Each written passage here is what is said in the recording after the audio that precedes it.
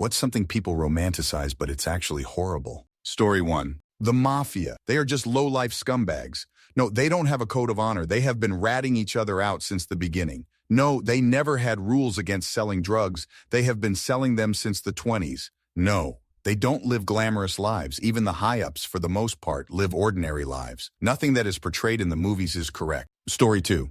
This is going to be a hot take, so fair warning. The whole living off the grid lifestyle, or the whole F society, I'm going to live in the woods mentality. It is very freaking hard to do in order to maintain said lifestyle and to survive in general. Story 3. Depression and other mental illnesses, especially in women. I'll never forget the scenes in the show Queen's Gambit that show the character drinking and smoking during her downward spiral into depression and grief, in a matching lingerie set with hair perfectly curled. During my depressive slumps, I look and act like a smelly old... Story 4. Living in other eras throughout history, in particular medieval times, people who fantasize about this seem to think they would have been a wealthy lord or a noble knight rescuing hot maidens every week, when in reality, 99% chance they would have been a poor, illiterate peasant working 16 hours a day just to feed themselves and their family before dying from diarrhea age 40. Story 5. Mental illness. I'll never understand the people who think it's some fun personality trait having something like bipolar disorder or schizophrenia psychosis. My mother had episodes of schizophrenia, and it was one of the worst things I've ever had to deal with, and she got nervous whenever she felt like it was going to happen. My older sister is bipolar, and her life was a mess until she started seeing a professional at 16. Story 6. Traditional-looking religions like Amish and old-school Mennonites. Imagine living such a simple life, so family-focused, so grounded in community. None of the distractions of modern life. And yeah, there are some benefits. But in reality, most of these communities are incredibly controlling. Their members don't know how to live life in the real world, and this is leveraged against them by threatening to expel people from the community if they don't do what is expected. It is especially oppressive for women who are expected to obey their husbands and their pastors, have lots of kids, and keep their mouths shut. Source: my background is Holdeman Mennonite. Story 7. I would love to just own and operate a little bar/restaurant/cafe/bakery/tavern and make enough to get by in a little town. This is exclusively stated by people who have never worked in a bar/restaurant/cafe/bakery/tavern, and almost certainly not a little one in a little town. The most failing businesses on the planet are hospitality plus F&B for a reason. Story 8. Cruises. Overcrowded pools, long lines everywhere you go, motion sickness. The restroom in my cabin smelled like piss for some reason. The cabin was so tiny I got claustrophobic. Thalassophobia of being out in the middle of the ocean, where if you fell, no one would see you again.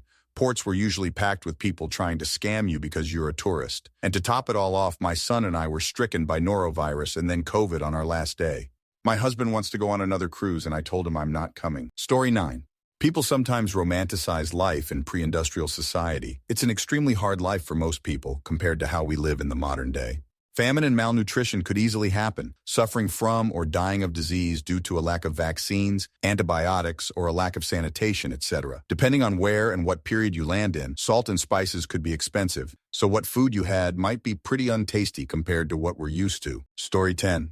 Chronic illness. Been seeing so many more people on social media thinking they have certain conditions, like it's almost become trendy to say, "Oh, I think I have Ehlers-Danlos and POTS, heh." I don't know why people think just because you are bendy or double-jointed or have one small weird thing wrong, that you want to join the club of chronic illness. It's not fun or cute or trendy. Those of us who do have it struggle hard, are gaslit by doctors, are sick of feeling broken, are hurting, and want people to take us seriously. But now every time I mention my actual diagnosis to a medical professional, diagnosed years ago, they ask me, "Do you think you have this because you saw it on TikTok?" It's frustrating. Story 11. Really old couples. Maybe it's sweet and they've always been in love. Or maybe he was an abusive piece of shit and grandma couldn't get a job or bank account to support herself. Story 12.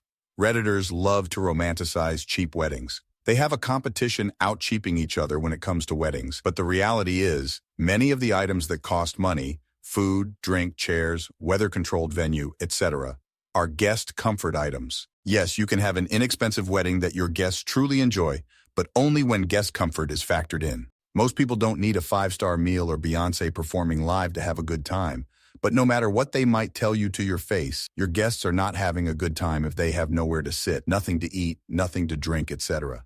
And yes, those often come with a cost. Story 13. The past, in some cases.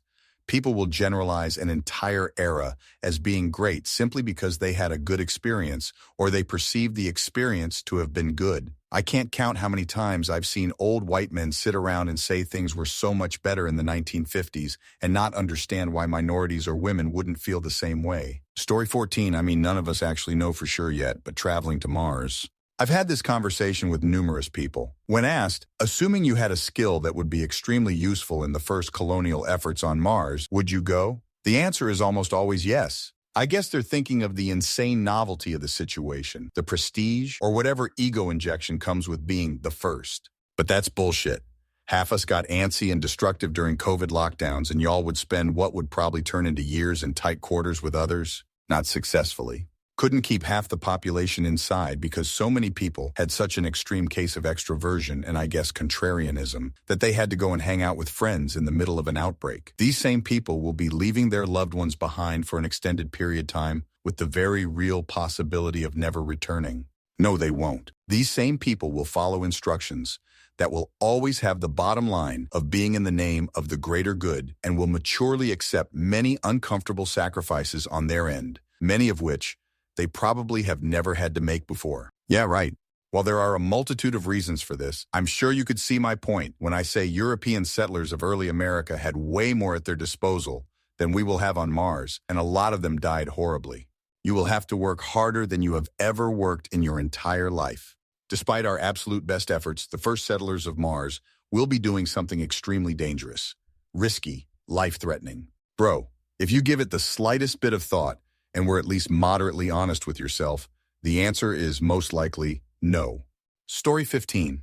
I feel like everything from pregnancy onwards is a major event which isn't as rosy as it is narrated on TV and by some people. Pregnancy in itself can go very wrong and kill people, and the bare minimum of pregnancy, the best possible pregnancy, causes major physical changes. Other than that, once the baby is born, it's not a one-person job.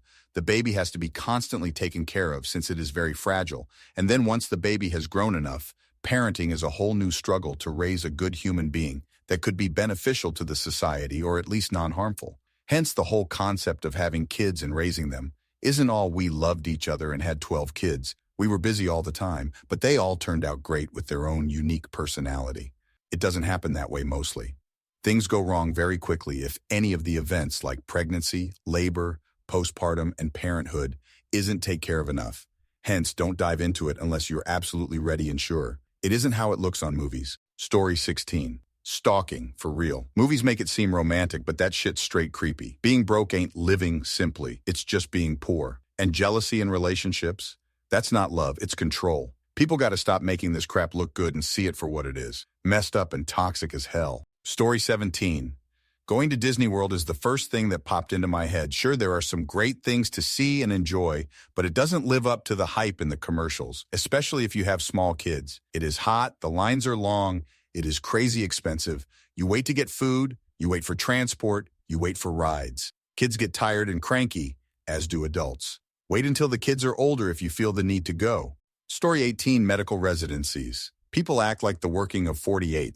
72 hours straight is some crucial and romantic rite of passage and learning to handle stress, but it's actually just shitty treatment with diminishing results. The abuse that's chalked up to leaning on the job is absolutely dehumanizing and does no favors for the new doctors, the hospitals, nor especially the patients. Story 19, being a flight attendant. Long layovers are hard to come by. Being exhausted is becoming the norm. Pre-pandemic, there was some respect from the general public. Now, I really don't know what to expect coming to work. The weather is getting worse every year, so I think that has a lot to do with the general public's attitude, and I get it. But we aren't gods. We can't control the weather. We're tired too. Please just treat us with respect. That's all we ask. If you're delayed, so are we, and we're not getting paid during delays. Story 20. Family fun nights. We all imagine everyone around the table laughing while playing board games, sharing ice cream. Then mom and dad holding hands while the kids fall asleep on the couch as we all watch a movie. In real life, the kids immediately complain they don't want to do it. They hate being forced to play a board game, can't agree on a movie. Mom and or dad quickly realize how boring this concept is and bury their heads in the phones in between yelling at their kids that we're a family and we're going to have fun. Story 21. Being famous in any way. My dad was trying to be a big Hollywood singer, But he didn't get much further than a local celebrity, and before his fame died down, he quit because of how bad it was. I was a baby when this happened, but people in our town still recognize him today. He had no privacy. Story 22, First Dates. That moment your eyes meet to reveal a shared soul, triggering the release of a golden aura and the introduction of a soft, piano-led ballad. When in truth, it takes 30 seconds to work out who you've actually been messaging for the last week because their pictures were taken 10 years and 3 stone ago. And within 3 minutes of face-to-face conversation, you're wishing you'd stayed in and done something productive like cut your toenails. Story 23. Caregiving for sick family members at their end of life. Folks in entertainment make it out to be this grand, beautiful experience. Nope, it's an absolute shit show that leaves the caregiver completely exhausted, physically and mentally, guilty that no matter what, all you did it wasn't enough and basically just completely ate up in mind, body, and spirit. Story 24. Unconditional love. If you love without conditions, then you love for no reason, which means you could love just about anyone. So your love for this one person doesn't really mean anything. Your love should have conditions. If they treat you badly, leave. Don't buy into the you never give up on someone you love thing. Don't get me wrong. Be forgiving, be understanding. Don't expect perfection, but also have standards. Don't forgive the unforgivable. Story 25. Mental illness. It's not cool. It doesn't make me an amazing artist whose work the world could never do without. Even if I was an amazing artist, that art would not be worth the cost to me. Even if the mania from my bipolar one makes me the life of the party, that mania is not me and is not an improvement. Don't romanticize my PTSD because you want to believe I'm a tortured soul or because you want to be the hero who saved me. I fought my monsters. I slayed the dragons. You can't save me. I saved myself. Now I need someone who will be mindful of the burns I incurred slaying those dragons, to understand that there are things I just can't do anymore. I'm in pain, and I will carry these scars for the rest of my life. Don't ignore them because they make you feel bad, and work with me on the days that are harder than others. And FS, do not try to tell me that I'm so much stronger for the trauma I went through. Many things are harder because of it. I lost parts of myself. That's not stronger, that's disability. And for the people in the back, I do not owe my strength to my trauma. I do not owe my resilience to my abusers. Those are mine and always have been. Anyway, stop romanticizing people's hardships to make yourself feel better. It's Ed, it's sick, and it's beyond selfish. Story 26. Big weddings. The bride and groom are insanely stressed, hoping everything goes smoothly and as planned. The planning period before the wedding is full of stress. Gotta find the dress, the decor, the food, the venue, the suits, the paperwork. To me, that's horrible and less romantic. When I get married, it'll be a calm courthouse marriage, and we'll spend the day together alone, going on adventures and doing various things, like the biggest date of our lives. Story 27. Eating disorders. So glamorized for the fashion and model industry. It's the toughest and most awful thing I've ever experienced. If you start with it once with the disordered thinking, it's never going to go away. Even though you don't always act upon it, it consumes your thoughts. The guilt, the self-hatred, all that stays until you actually recover completely, which is hard to do. So my absolutely biggest tip is to never start, never ever start, because you can't stop. It's addictive. I'm completely serious. It's not worth it. Story 28. I have noticed, particularly in films, yoga classes are always depicted as a bunch of lithe, young, attractive people moving in perfect synchronization to the instructor. In my experience, it's full of older people doing the exercises on the wrong side, people falling over, and lots of mutterings of, "Oh my God, that hurts." It's not a gathering of the beautiful people. It's a gathering of the arthritic. Story 29. Clingy partners. When the whole Kanye and Kim situation happened, everyone was like, if he's not like Kanye, I don't want him. I promise you, you do not want someone like Kanye. Your ex-partner threatening you and your new partner and sending insane messages over and over and manically posting about you and pulling sweet stunts in public is not cute. It's not love, and it's scary. You think you want it until you actually have it. I'm currently sitting in a dentist waiting room while my hands sweat and my heart thumps because my abusive ex lives over here. He did the same things Kanye did. It's horrendous. Story 30. Living in Scotland. All summer long, the internet is filled with Americans swooning and saying, moving to Scotland would fix me. I don't know if I'd go as far as calling it horrible, but it's not as magical as people think. It's cold 9 months of the year. Damp, cloudy, and frigid. The locals in many areas will never warm up to you. The houses are tiny and overpriced. It is infested with midges and juvenile delinquents. It's a flawed and complicated and often difficult place to live, just like every other place on Earth. Romanticizing it the way so many people do is insulting to the people who live here and are struggling.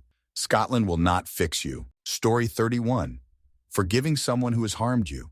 You don't do it for them, you do it for you. Ease, I say. When someone shows you who they are, believe them. And I think people confuse forgiveness with moving on with your own life.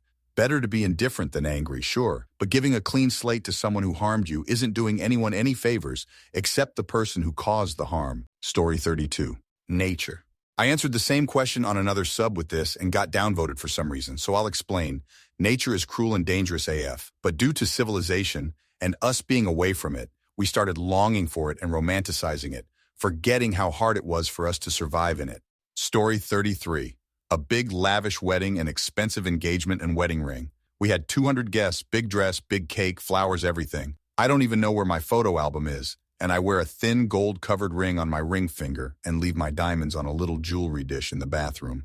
It's not worth it. Things are so much better when they're simple. Story 34. Working on a cruise ship. It may sound glamorous, the reality is working several months at a time with no days off, often for long work days and usually for mediocre pay. The crew cabins, which, unless you're high-ranking, are shared with a roommate, are nothing like passenger cabins.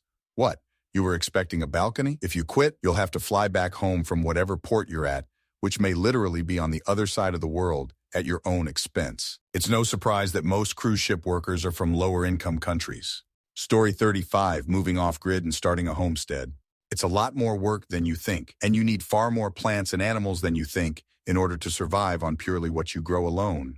Just because you have some experience growing a few tomato plants doesn't mean you'll really be able to homestead and succeed. Story 36. Going to space, the ISS, as an astronaut. You could argue that the view is worth it, but the work hours are long and stressful. Your body is falling apart and you need to exercise for something like 2 hours every day just to slow that. Everything is constrained. Limited space, limited amount of water, can't really get new supplies easily, no shower, a toilet that needs training to use properly, preserved food that is limited by all the rules it needs to meet, and of course, it's also dangerous as hell, with a chance of about 1% of not coming back, although NASA is trying to set a higher standard now, with a chance of less than 1 in 270. Story 37. Sacrifice and giving things up for someone. It too easily becomes a one-sided street and the giving partner doesn't seem to realize the imbalance for a while, if at all. I read a comment on Reddit once that stuck with me since. I think about it regularly, and it's true for this exact issue. Lust looks like love until you need to make sacrifices, and too many people don't realize that if someone can't even sacrifice emotional energy for you or take a second to send a text, then they do not prioritize you at all. Story 38. As someone who grew up from a very young age on a farm, living on a farm, I've seen plenty of people over the years dream of leaving the burbs or city so they can carve out a slice of American pie and run a farm. I'm not sure 2 years of mental and physical prep work will get you ready to keep up with more than 2-3 acres. If you go out and buy 10 plus, you're in for a huge undertaking. Fence work, soil prep, no AA close by for easy things. It's on you. Pipes leaking, figure it out. Window leaking, figure it out. Hornets in the attic, figure it out. Termites ate through 2 bottom steps, figure it out. Ice/snow/windstorm knocked over 2 trees, figure it out. Often it's up to you. Story 39. Being famous. You're the target of everyone for a million different reasons. You never know if people you meet are genuinely nice or want something from you. Also, everyone wants something from you. If you're a famous woman, it's a million times worse. You're targeted for daring to put on a few pounds, get a gray hair, have wrinkles, etc. Story 40. Being tall. I was 5'7" by 4th grade, 6'1" by age 12. I felt like a mutant. When I was 11, I tried to make small talk with a kid in my grade I hadn't met before. She laughed awkwardly and said, what do you teach? I could tell by her expression she wasn't teasing me. She actually literally thought I was a teacher. At 11. I'm only 5'11" now due to the hunch in my back. Grew so fast I couldn't support the weight of my chest and head properly. I've had back, leg, foot, and shoulder pain my entire life, literally as long as I can remember. In college, I hit my head on a classroom VCR, TV mounted high on the wall, so hard that I gave myself a concussion. When I had to commute 4 hours by train every day, I had to sit diagonally with my knees pointing toward the aisle to fit. And if someone needed the seat next to me, I had to stand up a little to fit my knees against the seat in front of me. My back and legs would give out from the pain and pressure, and I'd have bruises on my knees for days. I was so meek back then I never complained, but by the end I was visibly folded into the seat in front of me and shaking so people usually left as soon as they could. The only good things about being tall are never having to ask for help reaching things, and I pass easier. I'm a trans guy. Was going through all that when I still felt like a CIS woman. Otherwise, it's hell on earth. Story 41. For me, Sadly, being an animator, when I was studying, I kind of had this idea that I would be surrounded by like-minded artists, and it would be awesome and fun in a big studios with big desks where everyone would be sharing drawings. Truth is, I was born a good 20 years too late. By the time I had started my artistic journey and managed to get accepted to art school and graduate, the industry had already started to transition to digital and outsourcing or remote working. I'm doing fine though, luckily considering the state of the industry, so there's that. Story 42. A loved one instantly waking up from a coma and being completely lucid. It was a days-long process. It was traumatic, violent, and overall terrifying to not know what they would be like when they woke up again. We are still processing this trauma years later. Story 43. Marrying into money.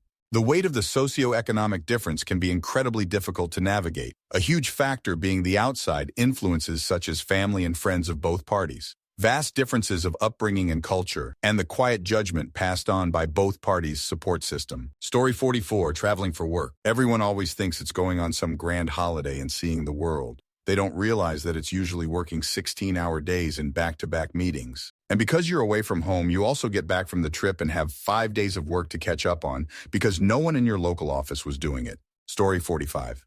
Proposing in public. You should give your partner the opportunity to say no without feeling the pressure of a lot of strangers or family and friends watching. Also, no proposal should be a surprise in the way the other party had no idea/expectation of being asked in marriage just out of the blue.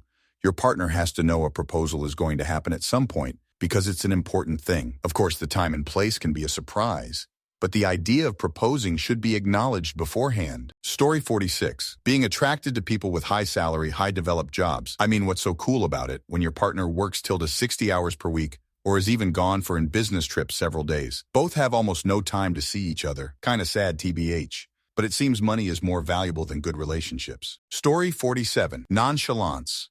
A nonchalant person is someone who appears calm, indifferent, or unconcerned, often not showing much emotional investment in situations, regardless of their importance. While this demeanor can be seen as cool or unbothered, it can also signal a lack of engagement, empathy, or care. Romanticizing nonchalance can be harmful because it may encourage emotional detachment in relationships or important life matters. This mindset can lead to poor communication, unresolved conflicts, or a sense of neglect in personal connections. It might also prevent individuals from fully experiencing life's challenges and joys, hindering growth or deeper relationships. Story 48. One thing people often romanticize is the concept of hustling nonstop. While the idea of constantly working hard and pushing through barriers sounds inspiring, it can actually lead to burnout and poor health. The truth is, working yourself to the bone isn't glamorous. It's exhausting and can negatively impact your well-being. Balance and self-care are just as important as ambition. Story 49. The grind. This gets romanticized by people who have ended up successful. Doesn't mean that the grind got them there. Then they sell the myth about the grind and how that's what made them successful. This gets posted on social media. Another name for the grind is poverty. As we all know, there is no nobility in poverty, just people working their ass off trying to get out of it. Of course, not everyone is successful for many different reasons. Companies want their employees to grind. They sell them on the idea that it's all the extra work that you put it that helps you get promoted. That is some serious BS. They sell you on that idea, so they get free work. Then when these people burned out, they are easily replaced with a job posting that's already being written and just needs to be published on the job site, literally replaceable the next day. One of the unfortunate outcomes living a life of working harder and harder, not getting sleep, is a person often gains a skewed view of what happiness is and how it works. People think themselves into a situation where they work hard, and at the end they'll be happy. Like, hey, you retire at age X, here's your watch, and you are now going to be happy on the day of or day after you retire. This is wrong and unfortunate. People often find out way too late. Happiness is a journey, and if you treat it like the end result of grinding out to make more money and set aside the happiness that exists in your life, or should exist in your life in those milestones, then it's difficult to recover. Story 50. Being liked by everybody is usually a case of constantly people-pleasing, which has the opposite effect and worsens your relationships, especially when it's someone very close to you who expects and deserves the vulnerability and openness that you're avoiding, since you think it will keep everyone happy. It's best to find the happy medium, where you understand the difference between rudeness and welcomed honesty. Additionally, recognizing the time and place to be guarded is not with those that are closest to you. Story 51. Being in a relationship. This mostly applies to young people who don't really have their shit together, But it can apply to Granny Garbanzo, who's down to her third divorce too. Don't let your loneliness be your guiding hand. I've seen so many people bug me for being single for so long when I'm clearly working on being a better person. I'm not going to enter a relationship for the sake of it or with some ill-advised expectation that they are going to change my life. For the young folks, they really need to chill out with feeling bad for being single. It's a totally normal and healthy thing to work things out in your life and enjoy your own company or the company of friends/family. So many horrible people are in relationships with people who just want to be loved, but don't even love themselves enough to avoid these horrible people. Dating and flirting are healthy and normal, but don't just latch on to the first hot number you get. Think it through, be wise, be demure, as the kids say. Story 52, taking matters into your own hands. I get tired with the folks who rant that the justice system is broken and thus don't realize their actual actions result in lynch mobs and folks wrongfully imprisoned, both sides, civilians and law enforcers. Everyone always thinks they know best until someone else operates with the same assumption, and then a kerfuffle starts. Same with the government system. January 6th for the U.S. or insert random military coup. Even fighting in general, as folks believe they are always in the right, and it's the rest of society that is mad. Story 53. People like to romanticize sword fights in movies and TV. Real sword fights are scary and messed up. I remember seeing a live leak video from Brazil of the aftermath of a machete fight. The winner was just sitting there by a lake looking dazed, and as the cameraman walked up, he showed that half the guy's hand was chopped off and hanging by a single tendon. He was also bleeding from several other places and just looked like he didn't know where he was. The other guy was off floating in the lake. Story 54, living in the countryside. Unless you want to work 16-hour days being a full-time farmer homesteader, you're driving 1 HR plus each way to get groceries and spending $400/month on gas. There's no such thing as Uber Eats, and likely no restaurants within 20 minutes of your house, so you have no choice but to cook every single meal you eat, every single day. And chances are your neighbors are closed-minded and think, like it's still the 1970s. Unless you were born into the community you live in, you'll probably be treated like an outsider no matter how hard you try to get to know people. Story 55, the struggling college student that prevails. I graduated, and I do have a good job right now, but my university is withholding my diploma until I can finish paying the amount owed on the tuition. I very much enjoyed my classes, but the workload, even as someone who is organized, did prove too much at times. I do not regret my choices, but there are moments where I envy my friends who chose to just work, make a living, and travel wherever they want. Story 56, becoming an orphan at a young age.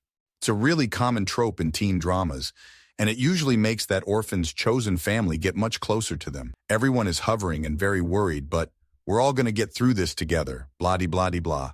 Well, speaking from recent experience, you get a couple of condolence messages from people you don't know.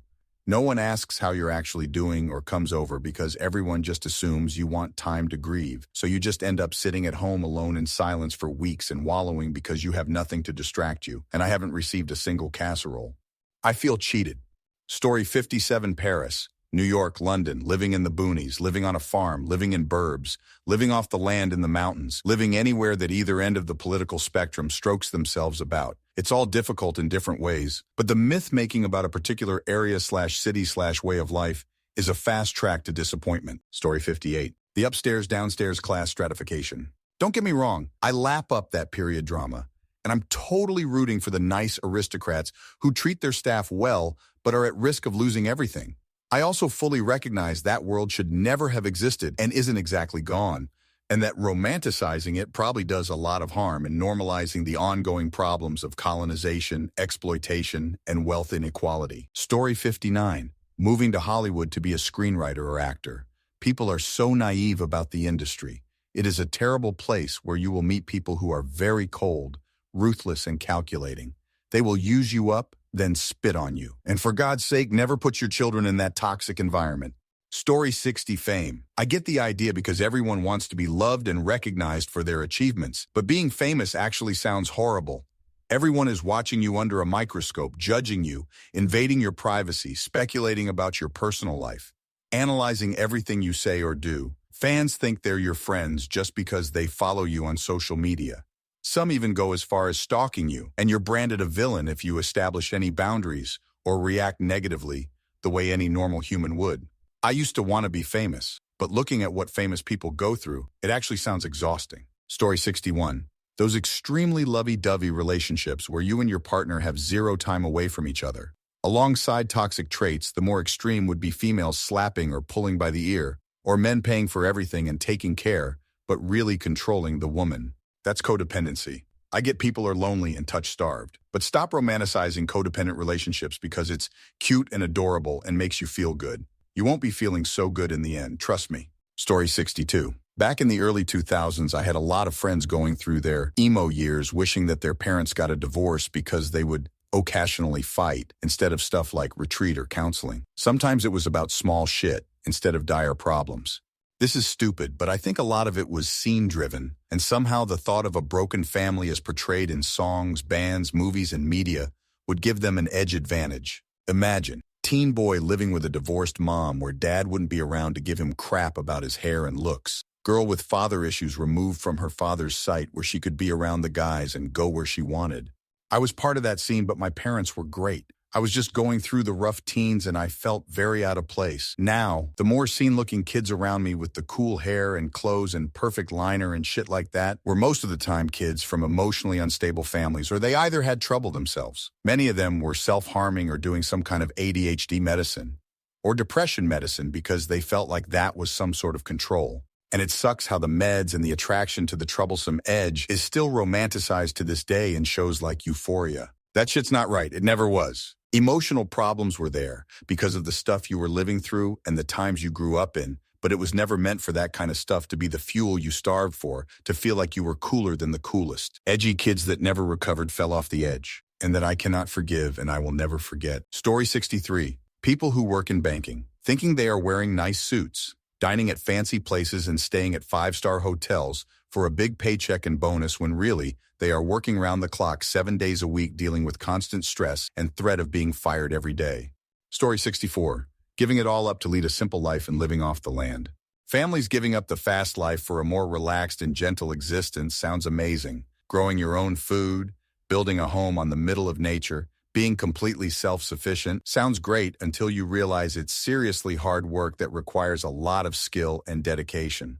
Watching Ben Fogle meeting these families who have to draw water every morning to get through the day, spend hours tending crops and livestock, carry out maintenance and home repairs in an area where you can't just pop to the shops for a few sheets of MDF or tools seems more stressful than having a 9-5 and a mortgage. Story 65. Relationships in the past. I see it all the time where someone will post a picture of an old photo and say they miss when love was like this. I think people like the idea of what it was in a perfect world, but relationships were just as rocky then as it is now. If anything, it was worse, because it wasn't as easy to get a divorce. Another thing I think is romanticized is people seeing old couples. Don't get me wrong, it can be a beautiful thing, but people have no idea what those two individuals have gone through to get to the point they're at.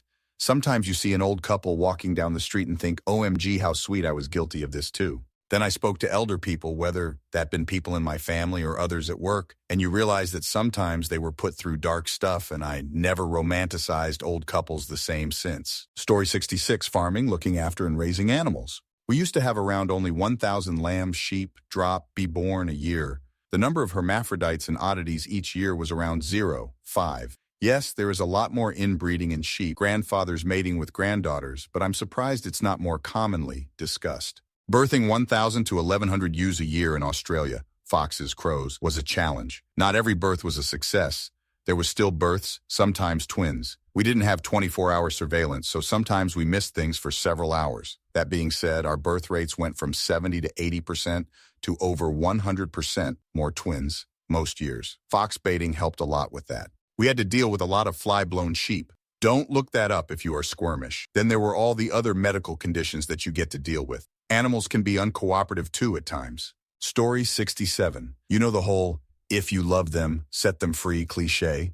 I believed it for the longest time, as a people pleaser who constantly repressed my own needs for the sake of others. A manipulative ex knew this about me, so when she dumped me, she pulled the, don't you want me to be happy? Well, yes, obviously, but can't you be happy with me? Apparently not. Story 68. I won't say it's horrible, but man, entrepreneurship takes a certain kind of insanity to maintain. Networking, researching, pitching, building, managing, planning, making blind decisions with little to no financial runway, and it eats into every aspect of your life. I used to chastise those who took the easy and standard path of a 9-5, but TBH, after 2 years as an entrepreneur, I'm ready to go back. It's nice to say I don't give a after 5 p.m. or on the weekends and spend time with my family. Jobs in IT pay really well for a relatively low commitment, and the quality of life is fantastic. Not everybody needs to change the world, LOL. Story 69, being completely and entirely independent of others. I'm not talking about being self-reliant. I'm talking like about people that live in a cabin with never to no human contact, etc. It sounds lovely because life is so busy and people add to that busyness, but no matter how introverted you are, humans are social animals and we need others. There are many forms of this, not necessarily marriage, family, to live full and satisfying lives. Story 70. I'm not sure if it's romanticized or not, but it seems to be more common than I thought it would. Being stereotypically nerdy, just sort of coasting off how you were as a teen and hanging with the same people you knew back then, or other people like them, for your whole life. In general, being this socially stunted person who does not really branch out with their social skills or other stuff like that. I get that some of that might come from personal problems that you can't work to get a handle on, or that some people don't want to work on themselves. This is just coming from my perspective, though, as I'm not a traditionally nerdy guy. It just feels like there's more to being nerdy than staying the same for your whole life or being some sort of stereotype, to put it bluntly. Story 71. Being a floral designer. Sure, you get to make incredible arrangements and work with so many different things, but it rarely pays well. The work is very hard on the mind and body. You're also working with very sensitive people, other designers, and mostly sensitive situations. This translates into a lot of toxic work environments. Not a lot of room for advancement creates resentment and so on. It's difficult to maintain a part-time gig while being required to work all the holidays, hours, and weddings. Weekends are gone in most cases, and having a personal life during those times is hard. Very high on the satisfaction scale, but you pay in many ways. Story 72. Traveling. Using traveling as a gauge to one's wealth or lifestyle. I say this because my sister and brother-in-law are constantly bragging about traveling, but in reality, they live in a 30-year-old house in a high-crime neighborhood. Trapped in a business they can't give up or sell due to their adult kids having health and mental issues. They also liquidated all their stocks and put into Bitcoin with hopes to buy $1 million catamaran. Story 73. I'm only speculating because I've never been a part of that community, but in general, being part of the military, and most specifically their special forces. Dangerous and traumatizing work where half of your compensation seems to be in the social credit you get for saying it's something you used to do. Story 74, losing weight. There are about 2 good reasons to lose weight. That is to enjoy more how you look and to get more healthy if you're obese. It's great if that's your goal and you do it on purpose in a healthy way. But there are dozens of bad reasons: poverty, health issues. People compliment weight loss out of nowhere without knowing the reason behind it. I had people tell me how great I look after I was unable to eat due to PTSD from recent SA. Feeling like shit all the time made me furious. Story 75. People who are talented, but not skilled. I see a lot of people that pride themselves on a pure talent as it is, and get offended when people that can do the same thing as a developed skill come along and show them up. Talent and skill are not interchangeable, and they are not synonyms. If you have ever watched even a minute of film for a sport, you will understand this. You can tell who is talented versus who is skilled. Give me the skilled guy every day of the week because he can learn and grow. Talent stays on the bench until it turns into something tangible.